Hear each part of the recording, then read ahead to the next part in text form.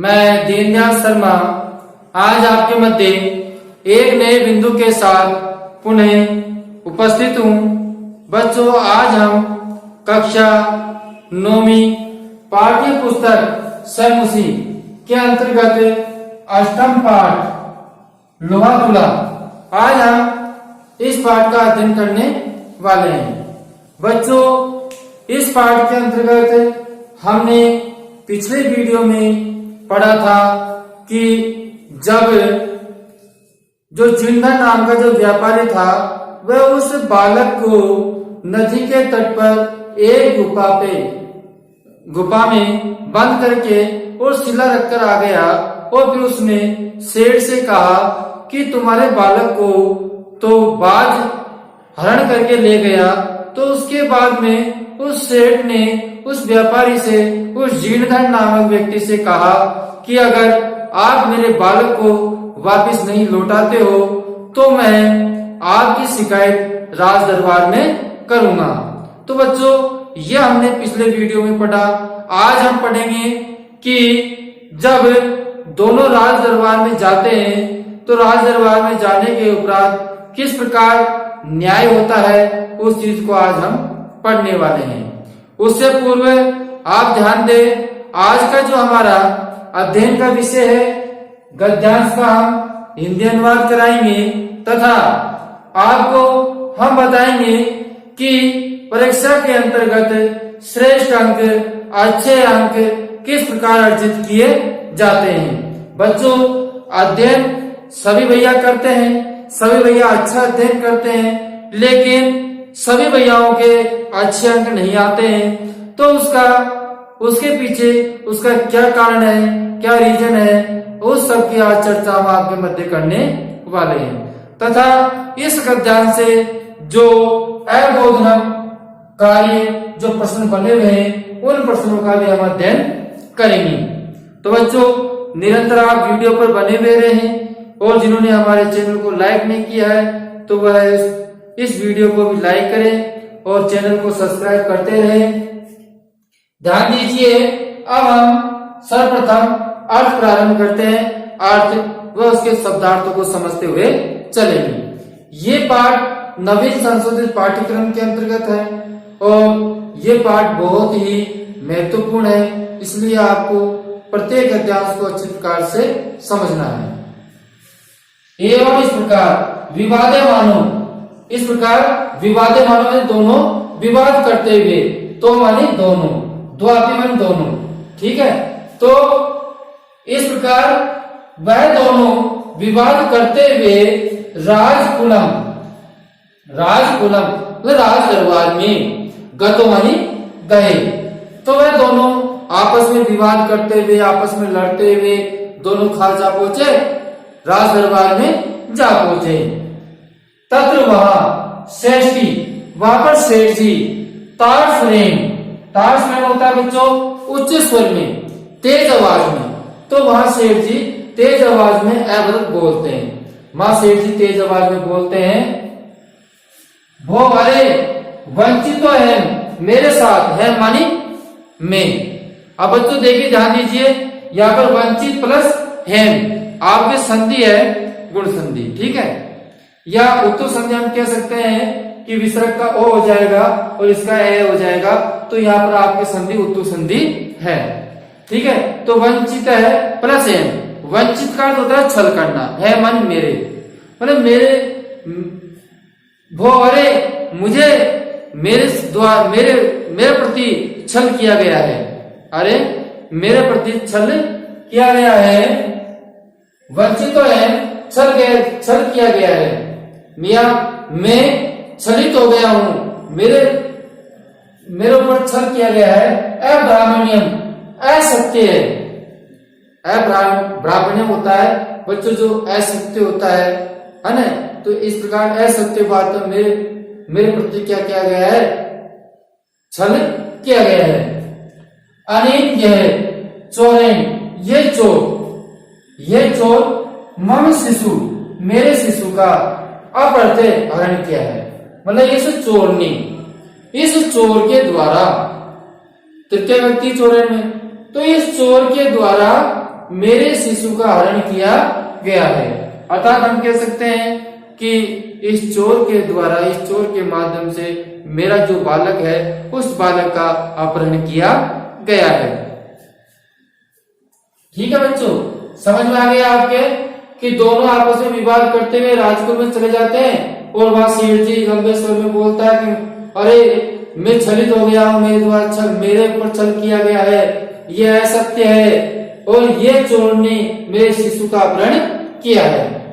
तो अर्थ है इस प्रकार धर्माधिकारी ने, जो धर्म का अधिकारी है, धर्म का अधिकारी कौन बच्चों? राजा। जो धर्माधिकारी है, जो धर्म का अधिकारी है वो राजा।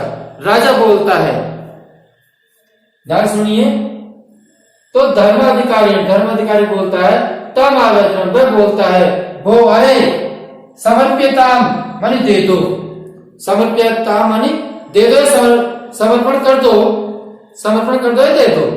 श्रेष्ठी सुते सेठ जी के पुत्र को, अरे सेठ जी के पुत्र को दे दो। समझेंगे बच्चों? अरे सेठ जी के पुत्र को क्या करो? दे दो। तो स्वागत वह बोलता है, वह कौन? जीर्णधर नामक जो व्यक्ति था वह बोलता है, जो जीर्णधर नामक जो व्यापारी था वह व्यापारी बोल रहा है, वो ध्यान से सुनिए। किम करोमी, क्या करूं? किम करोमी, क्या करूं? पश्चितो मैं माने मेरे द्वारा देखा गया कि नदी तटात, नदी के तट से, कि मेरे द्वारा देखा गया कि नदी के तट से सेने मतलब बाज के द्वारा शिशु अपहटे, शिशु का अपहरण हो गया। बोले सुनिए, किम करोमी, क्या करूं? मेरे द्वारा देखा गया कि नदी के तट से, कि नदी के तट से बाज के द्वारा क्या है? उस शिशु का अपहरण हो गया। तो बच्चों तत्सुत्वा ये सुनकर के तयावदन वह बोलता है, ये सुनकर के वह बोलता है। ठीक है, वो अरे भवता सत्यम, भवता माने आपने, सत्यम नाभिहितम, नाभिहितम आप सत्य नहीं कह रहे हो। बच्चों न प्लस अभिहितम, अभिहितम का अर्थ होता है कहना या कहता है। ठीक है, न माने नहीं, तो तुम सत्य नहीं कहते हो। वो अरे भवता सत्यम नाभिहितम, अरे आप सत्य नहीं कहते हो, आप सत्य नहीं कहते हो। ये सुनकर के वह राजा बोलता है, अरे तुम सत्य नहीं कहते हो। किम क्या? सेनेन शिशु, क्या जो बाज है वो शिशु मानी बालक का हर तो माने हरने में समर्थो भवती, समर्थ हो सकता है कि जो बालक है वह बालक शिशु का अपहरण करने में समर्थ हो सकता है। ठीक है, तो यह आप सत्य कह रहे हो। ठीक है, अब ध्यान से सुनिए। स्वयं वह बोलता है, वह कौन? जीर्णधर नामक जो व्यापारी है वह व्यापारी बोलता है। अब ध्यान से सुनना आपको बच्चों, क्या बोल रहा था? वो अरे सुनिता, सुनिए, मत वचने मेरे वचनों को, अरे मेरे वचनों को सुनिए। तुला लोहा शस्त्र से यत्र खादती मुसका, तुला लोहा शस्त्र से, लोहा शस्त्र से मतलब शस्त्र लोहे से, मतलब तोले से, एक तोला लोहे की, एक तोला लोहे की, तुला माने तराजू को, एक तोला या शस्त्र लोहा की, शस्त्र लोहे की, या हम कह सकते हैं तोला, है ना। तोला क्या है बच्चों? मात्रा है, तो शस्त्र क्या है? मात्रा है। तो शस्त्र में एक तोला होता है, तो एक तोला लोहे की तराजू को यत्र माने जहां खादती मुसका, मूसक खा सकता है, जहां मूसक खा सकता है, चूहा खा सकता है। मतलब कि कह सकते हैं कि एक तोला लोहे से बनी हुई जो तराजू है, उस तराजू को अगर चूहे खा सकते हैं तो राजन, यहां ध्यान दीजिए, राजन तत्र, तो राजन वहां, हरे सैनु, हरे माने हरण कर सकता है, सैनु माने बाज, तो वहां बाज हरण कर सकता है बालक के माने बालक का।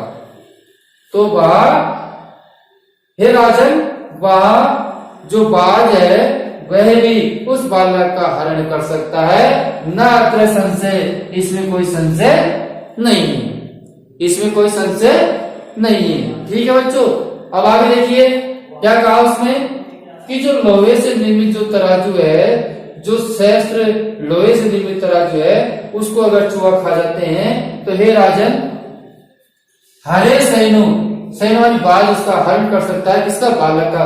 तो बालक का बाज भी हरण कर सकता है, न अत्र संशय, इसमें कोई भी संशय नहीं है। न प्लस अत्र है ना, और संशय मानी संदेह, संशय का क्या अर्थ होता है बच्चों? संदेह, तो इसमें कोई संदेह नहीं है। तय पृछन, उसने पूछा कथम एते, ये कैसे, ये कैसे? तो बच्चों जो जीर्णधर नामक व्यक्ति है वो पूरी बात को सभा के अंदर बताता है। ततः सरश्रेष्ठी सभा, सभा नामग्रह आदित, मतलब कि वह सेठ सभा के आगे आकर के, आदित माने आगे आकर के, सर्वे वृतांतम, सारी वृतांत वाली बात का निवेदन करता है। वह सभा में आकर सभी बात का क्या करता है? निवेदन करता है। ततः वहाँ न्यायाधिकारी ने, वहाँ जो न्यायाधिकारी राजा है, जो राजा है वह राजा विहस्य में हंस करके, वह राजा हंस करके तो वह दोनों को द्वापि संबोध्य, दोनों को संबोधन करते हुए वह राजा हंस करके, विहस्य में बच्चों ध्यान दीजिए वी प्लस हस प्लस ले प्रत्यय है। कौन सा प्रत्यय? ले प्रत्यय है, वी प्लस हस प्लस ले प्रत्यय। ठीक है, तो दोनों का क्या करता है? संबोधन करता है। और तुला शिशु प्रधानी, और आपस में तुला और शिशु दोनों को प्रदान करवाता है, तोषित बनते और संतुष्ट करता है। सेठ जी को उसका बालक दिला देता है, जो व्यापारी था जीर्णधन था उसको उसकी तराजू दिला करके, जो राजा है न्यायाधिकरण माने राजा, जो राजा है न्याय करने वाला है, वो आपस में दोनों को अपनी अपनी वस्तु वापिस लौटा देता है। तो इस प्रकार बच्चों यह हमारा इसका अर्थ हुआ। हमने आपको पिछले वीडियो में बताया था कि हमको श्रेष्ठ अंक लाने के लिए इसका संदर्भ लिखना होगा, प्रसंग लिखना होगा, उसके उपरांत हिंदी अनुवाद लिखना होगा, और उसके बाद में हम विशेष में जैसे कि हमने आपको बताया कि जैसे कि वंचितो है तो यहाँ पर उत्तु संधि है ना, ठीक है। उसी प्रकार हमने कई आपको संधि बताई तो उनको भी आप उसमें लिख सकते हैं, तथा उसमें विशेष में हम लिख सकते हैं कि इसमें एक राजा के द्वारा किए गए न्याय के बारे में भी बताया गया है। तो अब आप सर्वप्रथम संदर्भ सुनिए, संदर्भ में आपको क्या लिखना है। तो बच्चों संदर्भ के अंतर्गत, इसके अंतर्गत संदर्भ के अंतर्गत आपको लिखना है कि ये गद्यांश हमारी पाठ्य पुस्तक सैमुसी के लोहा तुला नामक पाठ से उद्धृत है।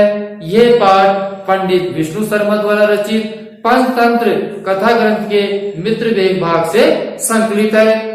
मैंने आपसे कहा था एक संदर्भ याद करना है, आपका पूरे पाठ का संदर्भ हो जाएगा, और संदर्भ में कोई विशेष बात नहीं है। आपको पुस्तक का नाम लिखना है, पाठ का नाम लिखना है, उस पाठ को किसने लिखा वो आपको बताना है। ठीक है, तो आपका निश्चित संदर्भ बहुत अच्छा होगा। तो पूरे ध्यान से सुनिए, हमको संदर्भ में क्या लिखेंगे कि यह गद्यांश हमारी पाठ्य पुस्तक सैमुसी के लोहा तुला नामक पाठ से उद्धृत है, लिया गया है।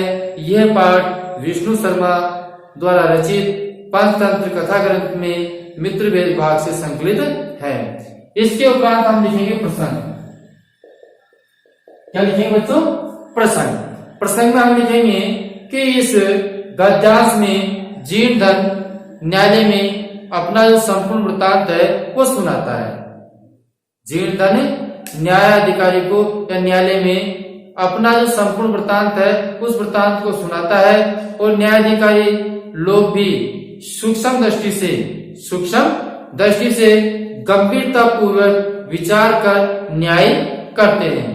तो बच्चों आप ये पंक्ति विशेष में लिख सकते हो कि न्यायाधिकारी लोग सूक्ष्म और दृष्टि से गंभीरता पूर्वक विचार कर न्याय करते हैं, तथा तुला वह शिशु प्रदान करके उन दोनों को संतुष्टि प्रदान करते हैं। तो हम इस प्रकार प्रसंग में लिखेंगे जो हमारा ये हुआ। पुनः सुन सकते हो आप प्रसंग एक बार कि इस गद्यांश में जीवधन न्यायालय में अपना संपूर्ण वृत्तांत सुनाता है।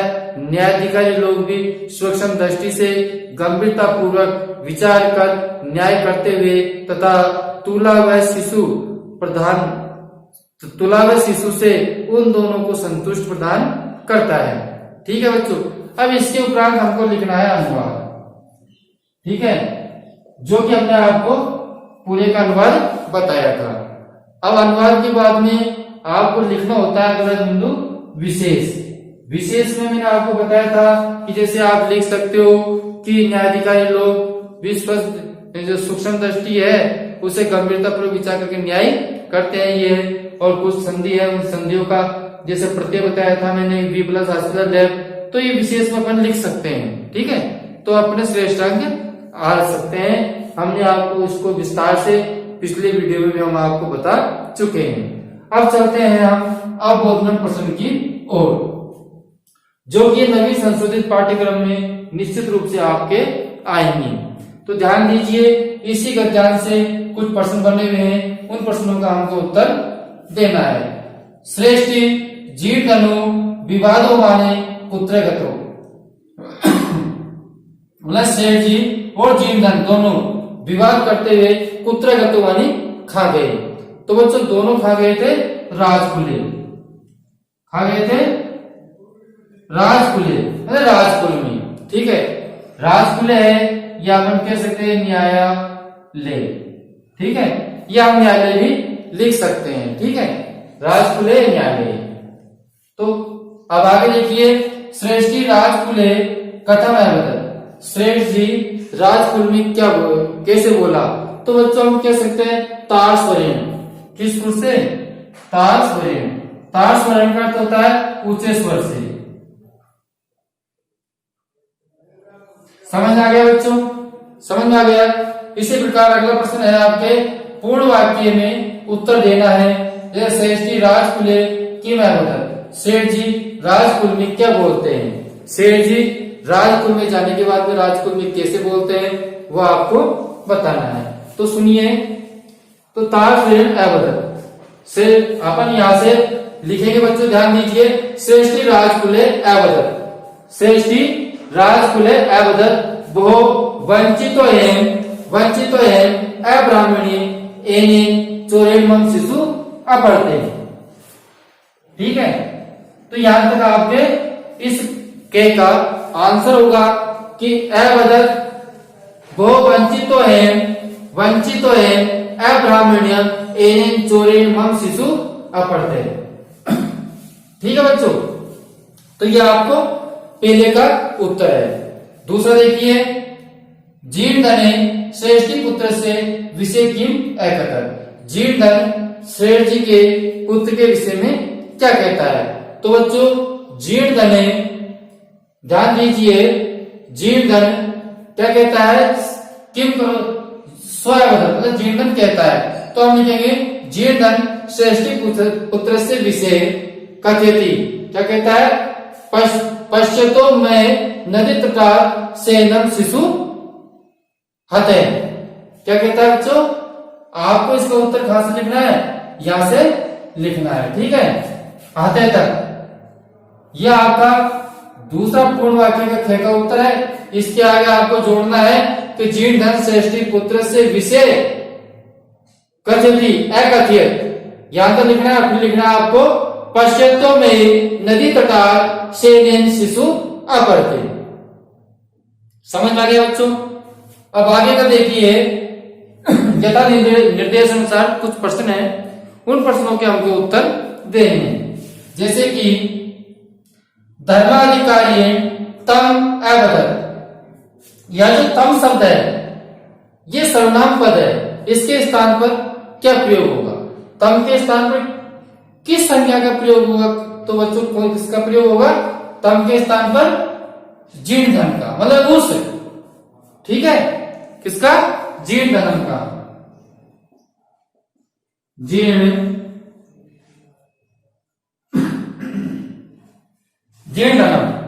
समझ आ गया बच्चों। तो धर्माधिकारी तम अवदत धर्माधिकारी उससे बोलता है, किससे कहता है, किससे कह रहा है धर्माधिकारी, राजा किससे कह रहा है, उस जीर्णधन से कह रहा है। ठीक है, अब आगे सुनिए, कथितम इति क्रियापद से, कथितम क्या है, क्रियापद है, तो इसके स्थान पर गद्यांश में समानार्थी पद आपको चुन करके लिखना है। तो कथितम को जो संस्कृत में क्या कहते हैं, अभिहितम, अभिहितमानी कहते हैं। ठीक है, क्या कहते हैं बच्चों, अभिहितम। ठीक है, तो आपको कथितम के स्थान पर आपको लिखना है अभिहितम, अभिहितम। समझ में आ गया। तो इस प्रकार आपको इस गद्यांश से कुछ प्रश्नों के उत्तर भी आपको देने होंगे। तो इस प्रकार हमारा जो आज का बिंदु था वह बिंदु पूर्ण हुआ। तो बच्चों जिन्होंने हमारे वीडियो को अभी तक लाइक नहीं किया है तो वह एक बार लाइक जरूर करें।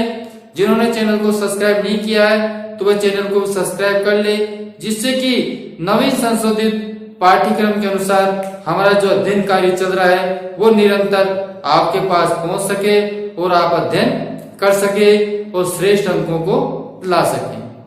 ठीक है बच्चों, अब हम आपसे अगले वीडियो में फिर मिलते हैं। तब तक के लिए धन्यवाद।